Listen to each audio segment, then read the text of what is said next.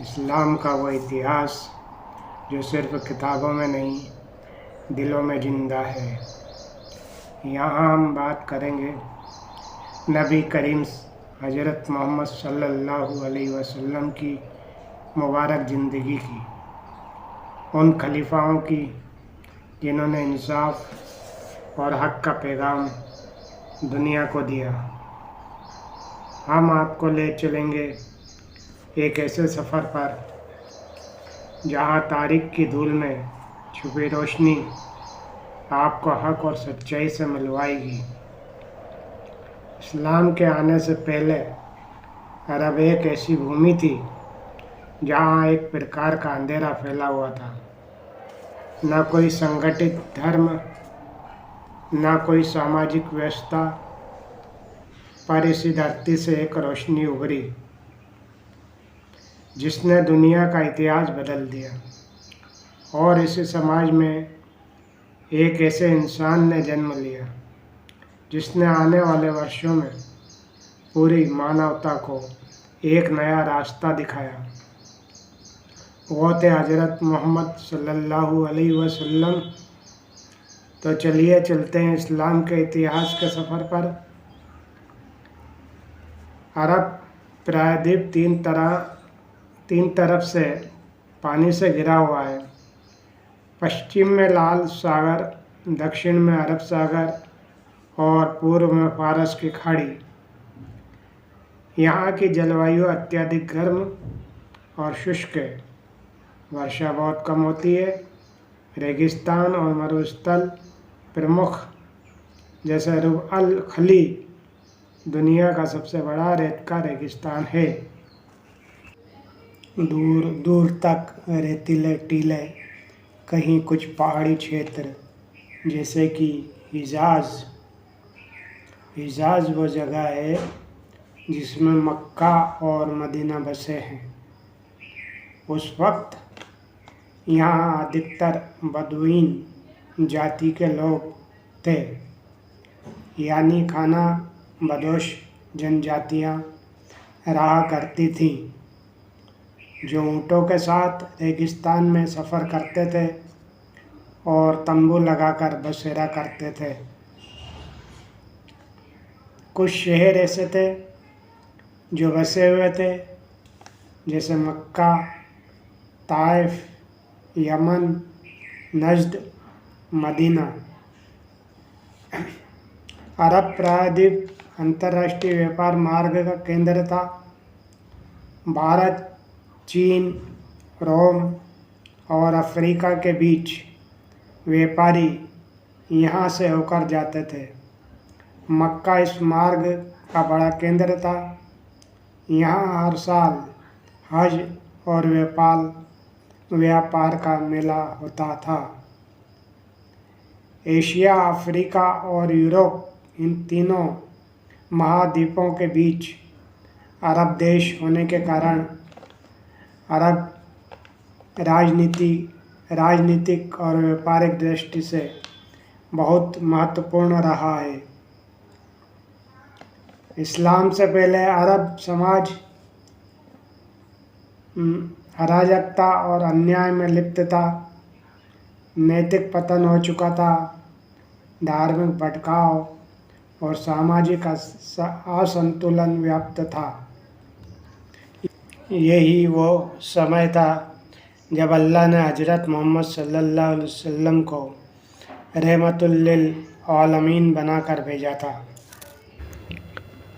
इस्लाम का इतिहास सिर्फ घटनाओं की कहानी नहीं, बल्कि रोशनी का सफ़र है। हम आपको ले चलते हैं एक ऐसी यात्रा पर जहां आप जानेंगे इस्लाम के वास्तविक इतिहास को। हज़रत मोहम्मद सल्लल्लाहु अलैहि वसल्लम की जीवनी से लेकर खुलफाए राशिदीन, उम्मयद और अब्बासी खिलाफत।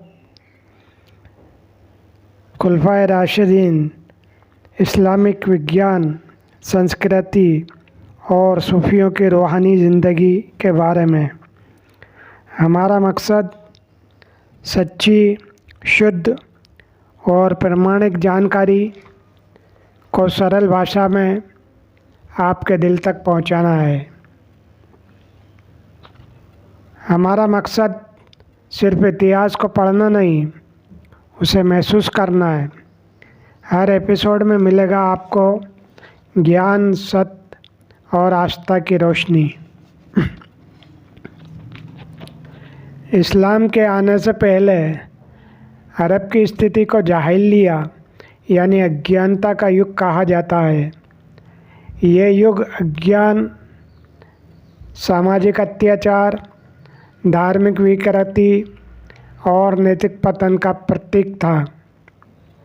अरब समाज कबीलों में बटा हुआ था। हर कबीला अपने आप में एक स्वतंत्र सत्ता था। सम्मान, बदला और वफादारी कबीलाई संस्कारों का मूल आधार था। महिलाओं की कोई सामाजिक या कानूनी हैसियत नहीं थी। बेटियों को बोझ समझा जाता था और कई बार उन्हें जिंदा दफन कर दिया जाता था। विवाह के स्पष्ट नियम नहीं थे। बहुपत्नी प्रथा, पत्नी की खरीद फरोख्त, जबरन विवाह आम थे। शराब पीना और जुआ खेलना आम था।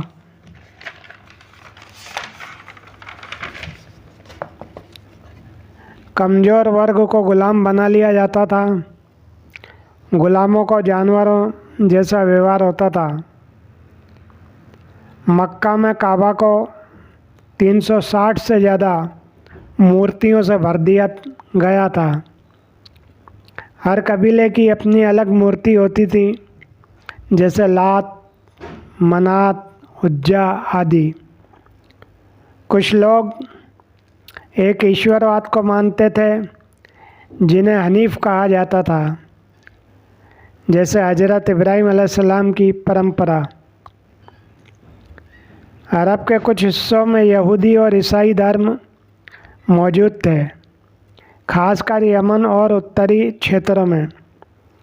लोग ऊँटों की हड्डियों, तीरों और सितारों के जरिए निर्णय लेते थे।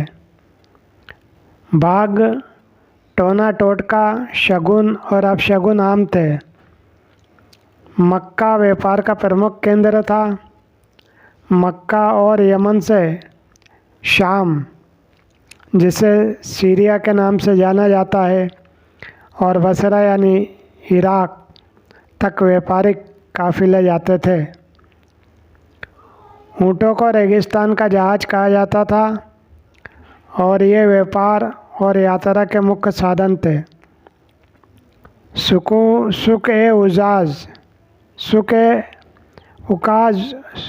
मजना जैसे व्यापारिक मेले होते थे, जहाँ व्यापार के साथ शायरी और वाक पटुता के मुकाबले भी होते थे। समाज में निर्धनों और गरीबों के लिए कोई संग्रहित सहायता जैसे ज़कात नहीं थी।